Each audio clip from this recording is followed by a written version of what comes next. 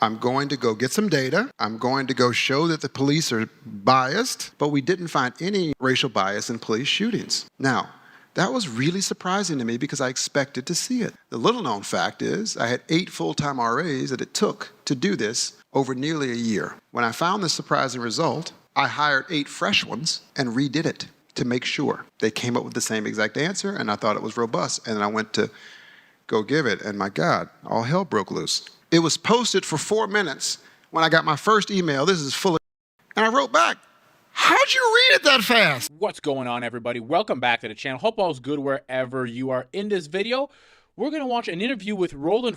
He is one of the most celebrated economists in the world. The man is brilliant. He's the author of more than 50 papers, including the one he's going to be talking about in this clip here, the racial difference between police shootings. This is a great clip of him talking about how he wanted to write this paper on police abuse towards the black community, and his data and his findings and his research showed the complete opposite.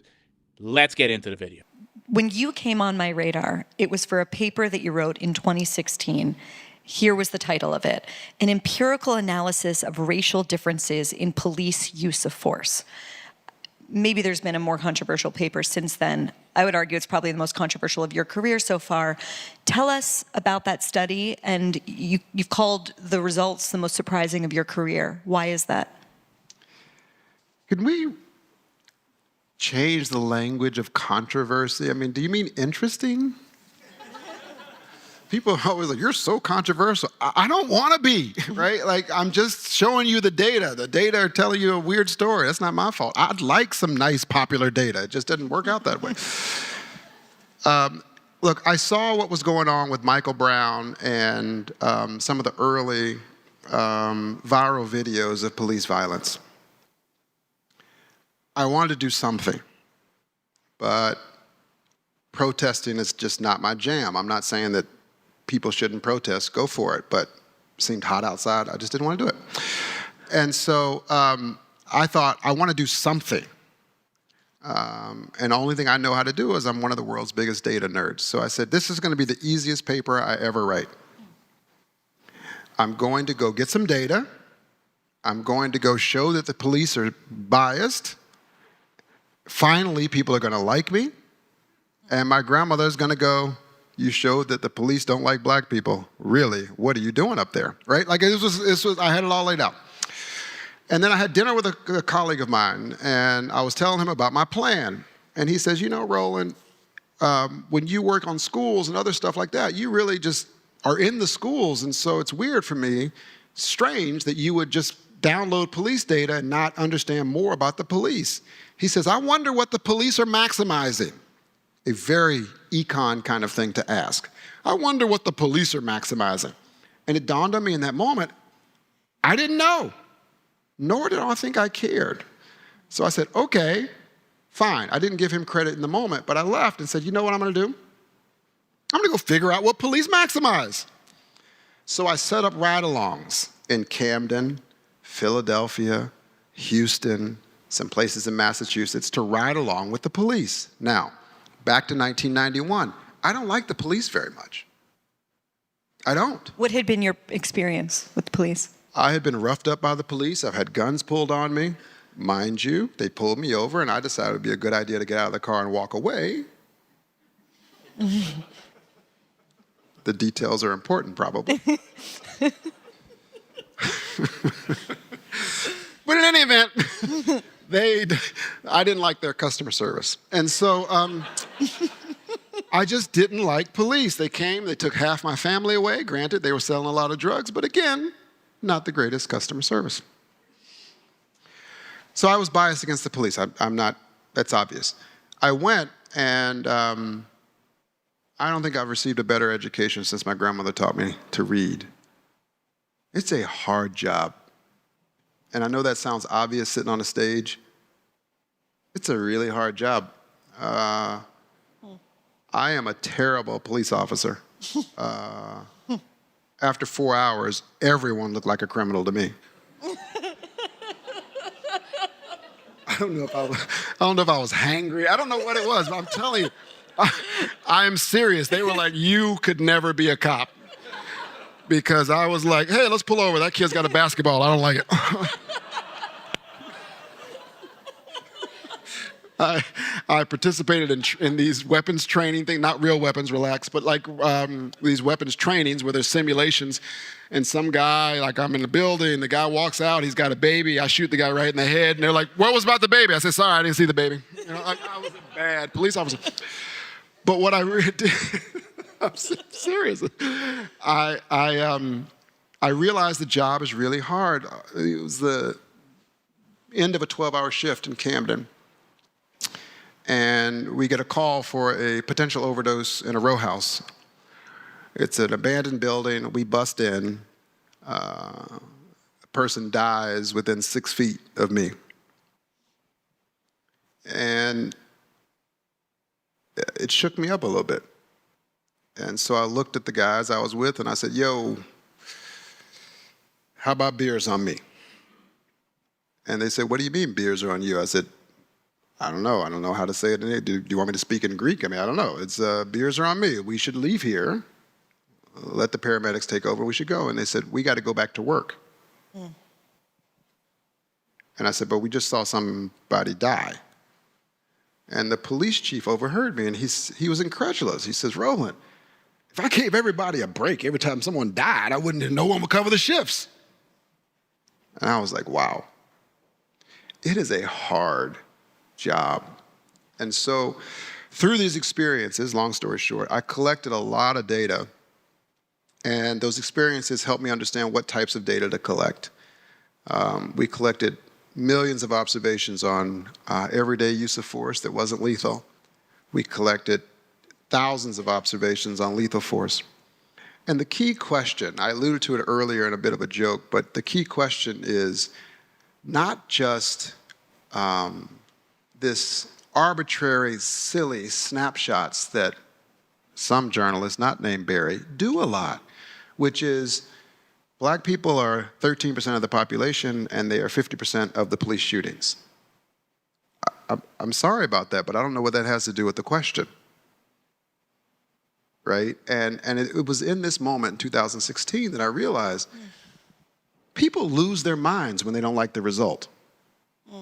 Right? And so what my paper showed, you'll see tomorrow, like some of you, was that, yes, we saw some bias in the low-level uses of force, every day pushing up against cars and things like that. People seem to like that result. But we didn't find any racial bias in police shootings. Now, that was really surprising to me because I expected to see it. The little-known fact is I had 8 full-time RAs that it took to do this over nearly a year. When I found this surprising result, I hired 8 fresh ones and redid it to make sure. They came up with the same exact answer, and I thought it was robust. And then I went to go give it, and my God, all hell broke loose. Tell us about that. What was the reaction? Oh, I mean, well, your former paper published published a report about it, and it was a 104-page dense academic economics paper with a 150-page appendix, okay? It was posted for 4 minutes when I got my first email. This is full of shit. Doesn't make any sense. And I wrote back, how'd you read it that fast? That's amazing. You are a genius. People lost their minds. I mean, it was like colleagues of mine were going, well, I don't believe these results. He's using regressions. I'm like, well, what the hell else we been using? I mean, we've been using them for ever. That's what you use. And I had colleagues take me to the side and say, don't publish this. You'll ruin your career. I said, what are you talking about? I said, what's wrong with it? Do you believe the first part? Yes. Do you believe the second part? Well, the issue is they just don't fit together. We like the first one, but you should publish the second one another time. I said, let me ask this. If the second part about the police shootings, this is a literal conversation. I said to them, if the second part showed bias, do you think I should publish it then? And they say, yeah, then it would make sense. And I said, I guarantee you I'll publish it. We'll see what happens. So it was you know, I lived under police protection for about 30 or 40 days. I had a 7-day-old daughter at the time. I remember going and shopping for, because, you know, when you have a newborn, you think you have enough diapers, you don't. So I was going to the grocery store to get diapers with an armed guard. It was crazy. It was really, truly crazy. Yeah, it was a really phenomenal experience. There are a lot of people, many people, and this has been a realization for me over the past few years of my own life, who faced with that exact decision point would make the opposite choice. I think the majority of people actually would make the opposite choice. They would think, I'm going to preserve my career, my professional status, my prestige. You were a golden boy at that point. I'm going to preserve my popularity, my ability to get along with my colleagues, someone nice to sit next to me in the cafeteria. Like, every incentive, to use an economics term, would be pushing you to make that choice. What is it inside of you? What can everyone here learn about what allowed you to make the opposite choice? To make the choice that would force you to suffer all of the consequences you would come to suffer. Some a direct result and some adjacent to it. I don't covet what they covet. And I tell my undergraduates every year in the final lecture of my undergraduate classes, each one of them, the key to Harvard is get a great education without letting this place change you. It's really important. It can be corrupting. So not every incentive was pushing in that direction, because every day I have to look myself in the mirror and say, what are you here for? What did you leave behind? I did not grow up wanting to go to Harvard. I didn't. I really didn't. I wanted to do something. And I, like many others in here, I want to acknowledge that, have suffered a lot of losses in my life. My grandmother's no longer here. My father is dead. I don't know where my mother is. They're all gone. Every single cousin is gone. My favorite cousin, the day he got released out of prison after 25 years, someone walked up behind him and shot him directly in the head.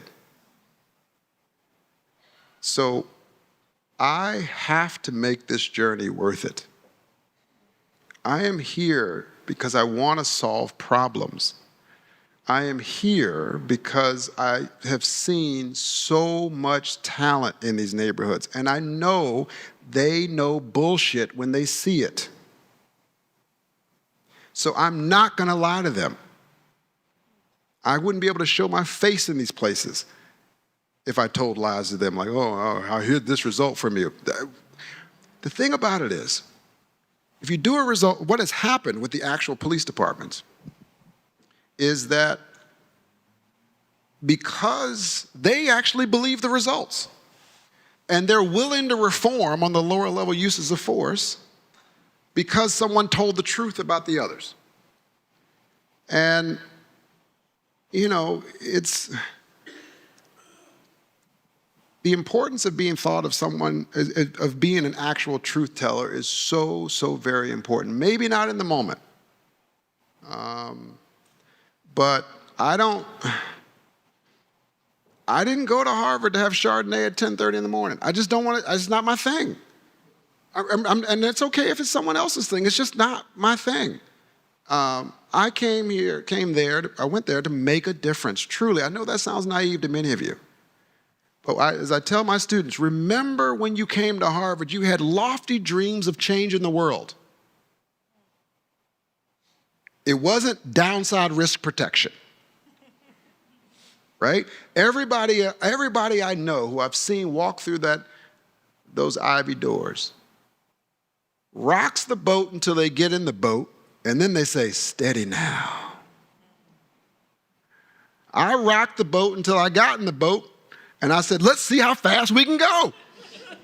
And I've fallen out the boat, got run over by the boat. It is what it is. But you gotta be for something, right? And so I mean, I actually don't understand those other people. I don't know what they're maximizing.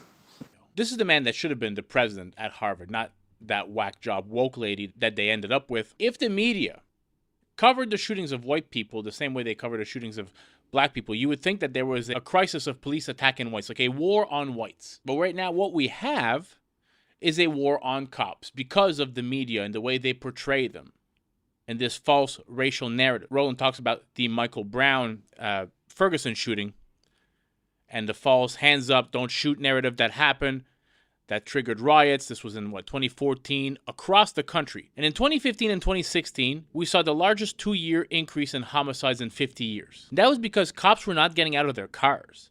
They were becoming passive and merely reacting to crime after the fact, rather than trying to intervene in they see suspicious behavior or something of the sorts. And so you had a situation where crime in the inner city and inner city neighborhoods took another 2,000 black lives in 2015 and again in 2016. Following the death of George Floyd, what was George Floyd's death? 2020? That caused even more brutal, even more archaic destruction, riots across the country, attacks on law enforcement officers, destruction of police property, destruction of the very symbol of law and order that we have in the country, the courthouses, police precincts, police cars. Businesses were torched to the ground. 2020 saw the largest percentage increase in homicides in the nation's history. And in 2021 was even worse than 2020. We learned all over again and still learning today that when you emasculate law enforcement, when you tell them that they're racist, they're going to get the message that policing is political. When cops are in high crime neighborhoods trying to save lives, and then you're going to accuse them of racism, when they are the government institution, they are dedicated to Black Lives Mattering. They're the ones that save black lives, police officers. But they're doing less because of this. And who pays the price? Law-abiding residents of high-crime communities who are overwhelmingly black themselves. The lesson learned from what a lot of people call the Ferguson effect. Man, policing matters. The left doesn't like talking about the real data on crime.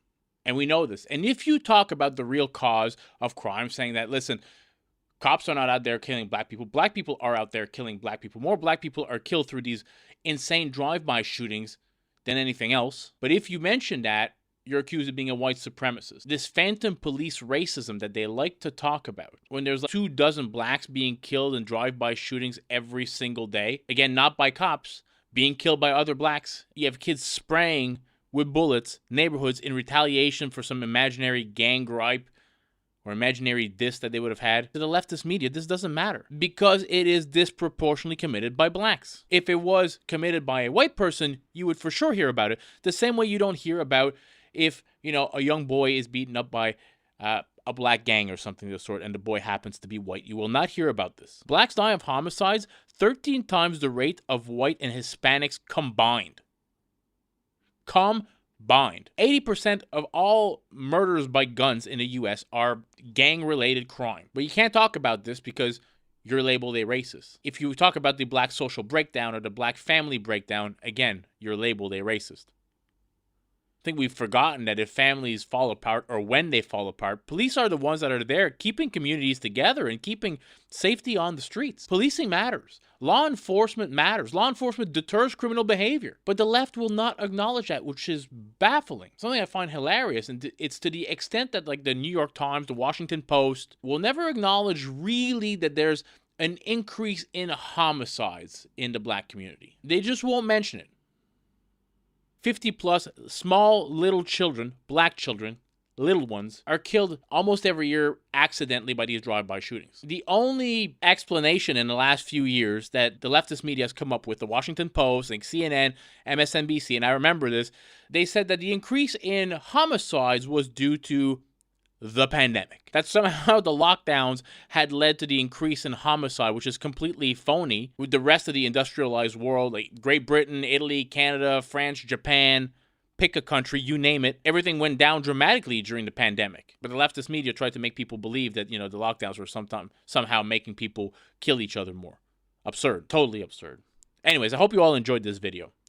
If you did, smash that thumbs up button. Consider subscribing to the channel. Help it grow. Catch you all in the next video. Peace out, everybody.